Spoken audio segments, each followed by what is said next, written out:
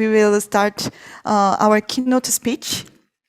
The theme of this Asia YWCA regional meeting is Women, Peace, Security.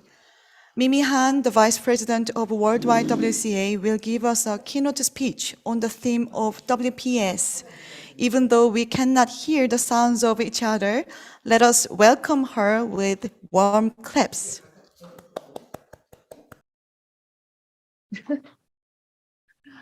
It's a warm greetings from Seoul, Korea. I hope that everybody can hear me well. Not bad? Okay. Yes, Mimi, we can hear you. Great. Well, it has been it's always great to see our YW sisters and friends.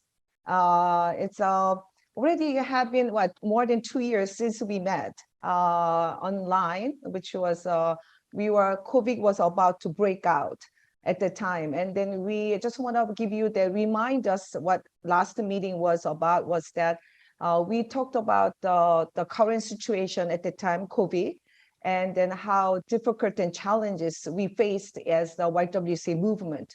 And we shared the stories and cases that how we cope with and manage with the COVID at the time.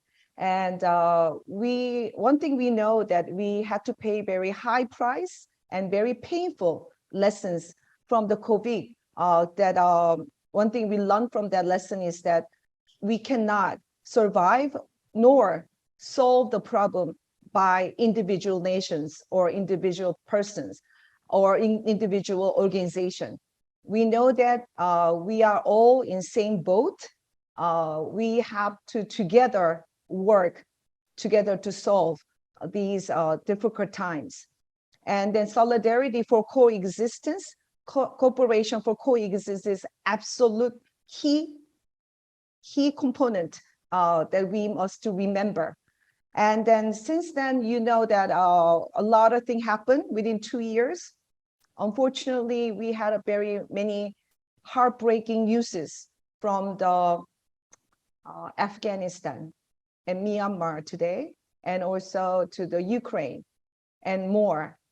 And we know that especially Ukraine, we have more than 30,000 civilians, that's not including soldiers, were killed. And we have 10 million people are in a refugee from this Ukraine war. And so we know that Corona is not over yet, unfortunately. One of the many experts said that another new wave of the Corona will be coming this fall again. And then plus with this conflict and war is breaking out, we know that peace is a very important agenda and movement that we must prioritize as the woman movement and YWCA movement. And it only not kill many peoples and produce many refugees. We also noticed that that has a great impact all over the world. It's too, oh, okay. Can you hear me better? Okay, sorry. And then as you know that because of the Ukraine, the rapid price up for the natural resources, crops, grains, and the crude oil, and even energy, it all are impacting on everywhere. And we also see that especially European countries are depending on the Russian energy resources, such as the natural gases. It's more than 47% core, and oils in 41%. So we see how that is impacting economically, even politically, even in many, many different layers of the impact we are getting from this war and conflict. So we are not free from that. So it's not just their problem. It is our problem. So today, that's why we gathered today for this time for the solidarity for coexistence through and by for the peace movement in YWCA. Well, when you talk about peace, especially in the YWCA movement, we must remember UNSCR 1325. This is kind of like a key core concept of our peace movement in YWCA. And I'm pretty sure you are very all familiar with it. So I'm not going to go on explaining for a long period of time, but I'm just going to point out very important key pillars and key points. So here in UNSCR 1325, in 2000, UN Security Council resolution 30, they realized that the war and conflict impacts women differently from the men. And it stresses and it focuses and prioritizes the need of a woman having meaningful participation in the peace process. Woman always has been just to stay as a victim in a war and conflict. Women should not be staying and just as a victim, but we should become part of that meaningful participation, having impact, contributing these peace negotiating tables. And that's what the UN 1325 emphasized. So when you say in the UNSCR 1325, there's 4 big major pillars, components.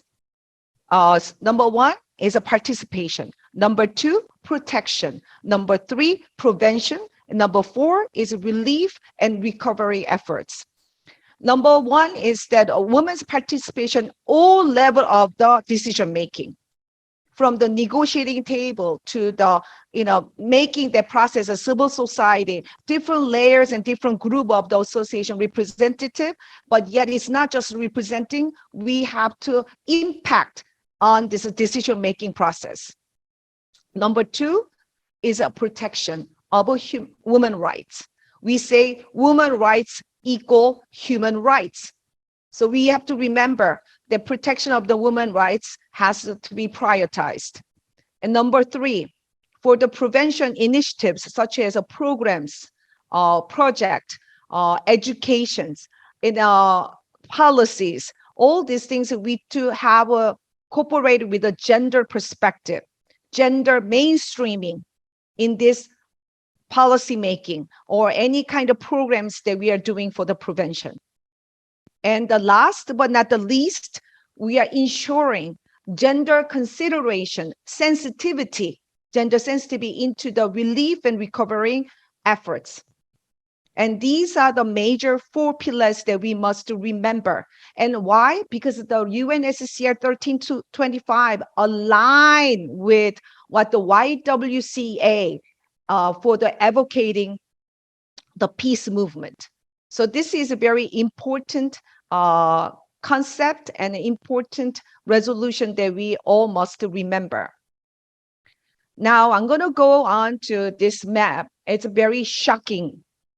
When you look at these numbers, it's, for example, Rwanda in 1990s, within 100 days, that's like almost like 3 months, more than 500,000 women were raped.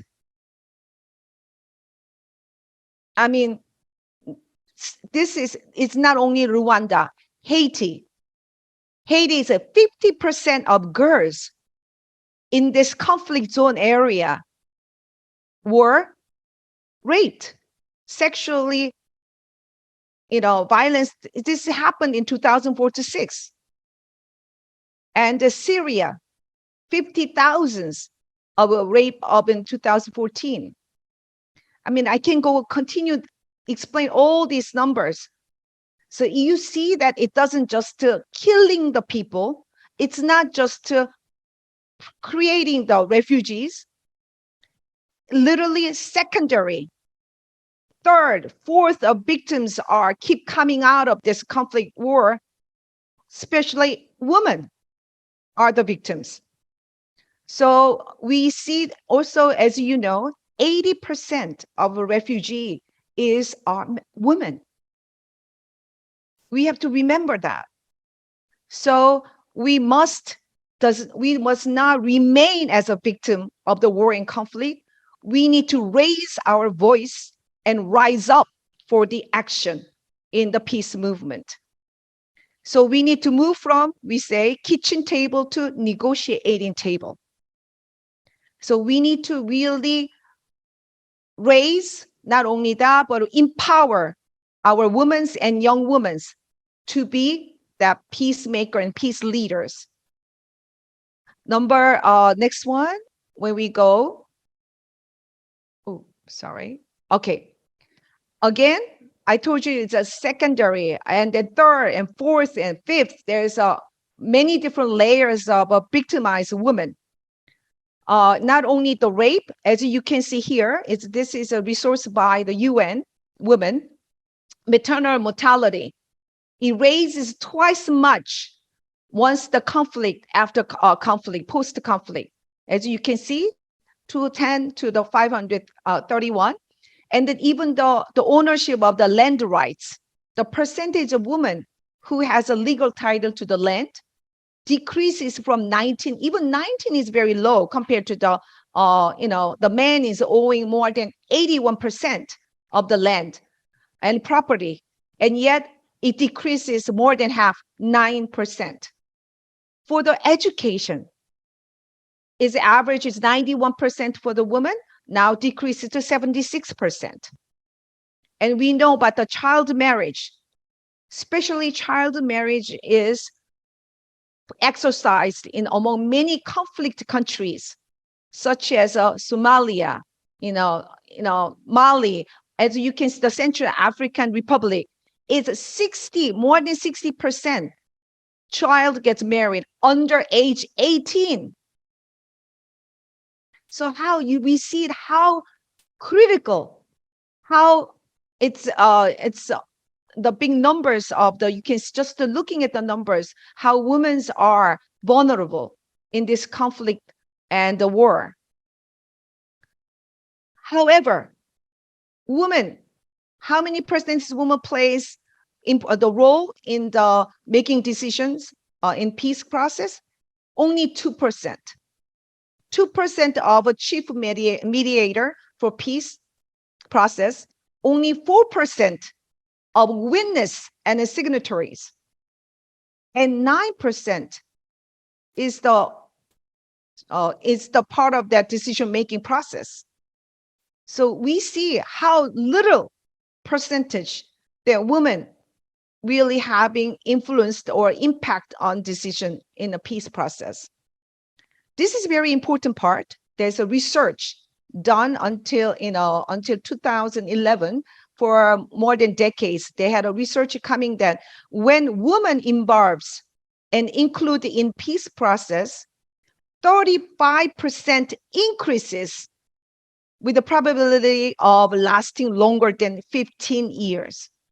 So we have even research, statistic numbers proves that how women involvement really truly has positive outcome in the peace process. So I cannot anymore emphasize how important the women need to speak up and rise up for this peace building process. Also, the powerful woman makes a powerful peace. When a woman involves, they becomes a sustainability rise up and raises up. Because why? Because women do not think peace is equal to just the absence of the weapon and absence of the war. We see more holistic way of looking at peace. We don't just say, oh, okay, there's no war. That means we are peaceful. If there is no weapon, it's a peace. No, we think more in different, looking at it more deeper and wider. We see go further than military-wise security. We see it as economically.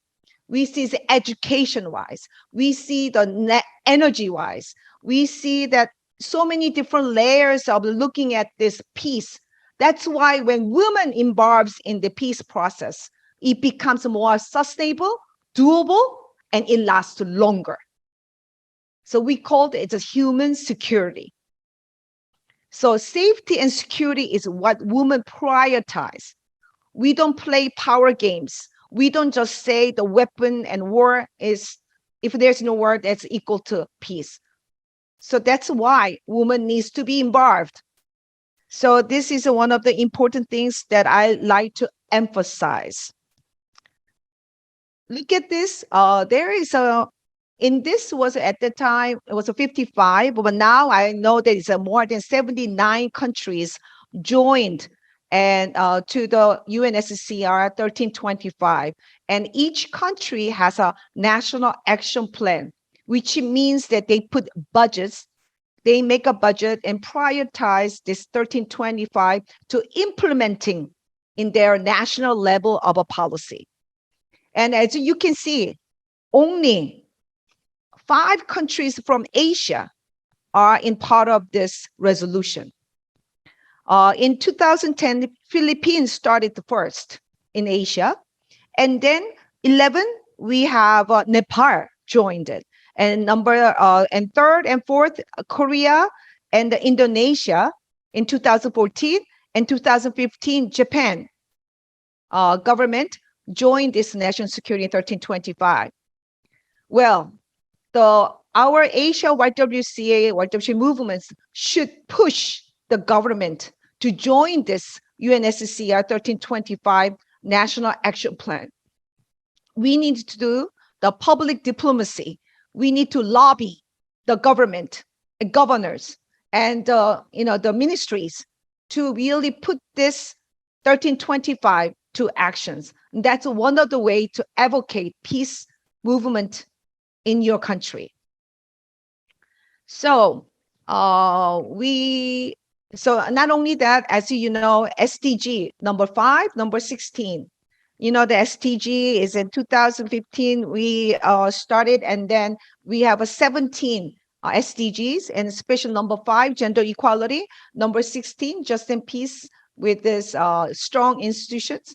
This is also aligns with this SDG goals.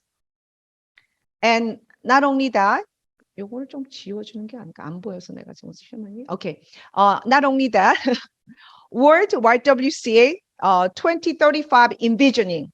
We already know that by 2035, 100 million young women and girls will transform the power structure to create what?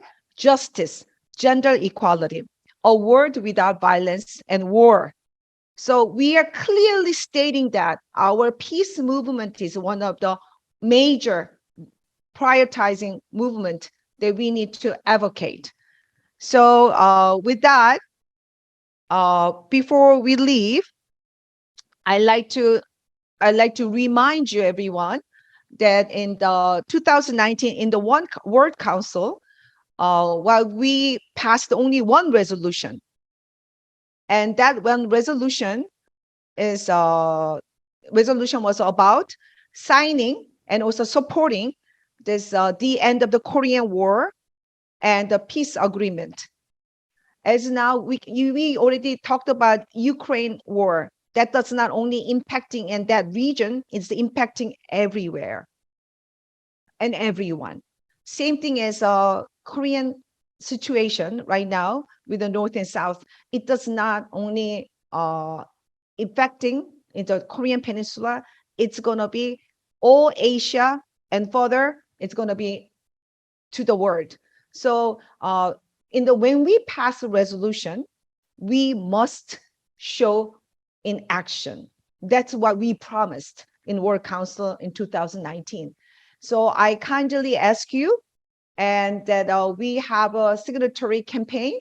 So we will put the homepage there where you can come in and you can do the signature, and then make sure that where you are from, what organization, like what national YWC you are belong to. And also we will be sending you this poster, and so you can download it in the computer, and then you could do the peace message, and then you can hold and take a picture and send it to us, so that we will make sure that we will send it to also partial to the World YWCA, showing that our solidarity in an Asia YWCA for this peace movement. And then especially next year is the 70th anniversary of our Korean armist I remember you guys visited in 2019. We visited DMZ, and then at the time, actually Trump and our President Moon were meeting together. It was just a very historical moment. We were at that time at the DMZ. And well, you not only saw it, but you felt it in your heart, how this division and conflict and war that has not been finished for 70 years. There's not still many displaced families that we didn't see each other, especially my grandmother is from North Korea. She passed away, never had a chance to go back to her homeland. And my mom was born in there. And so we still have that pain embedded in our country. But more than that, this is, again, we all have to work together to further building this peace together. So I encourage you, inspiring you, and that to join this campaign, and then join to our peace movement. Well, thank you so much. I want to be ended with Bible verses that I love. It's in Matthew chapter 5, 9. Blessed are the peacemakers, for they will be called the children of God. God asks you to be a peacekeeper. God asks us to be a peacemaker. So thank you, sisters. And I believe we are called to be a peacemakers, and let us remember each other in our prayer and support. And then I ask you for the solidarity for peace. Thank you so much for your attention. And Thank you. Thank you, Mimi Han, for the informative and also inspiring speech. As women living in this era, WPS has a significant value that we must bring into our lives and movements. And I'm sure that many of Asia YWCAs have accepted this concept to the movement and prioritized it in their own countries and communities.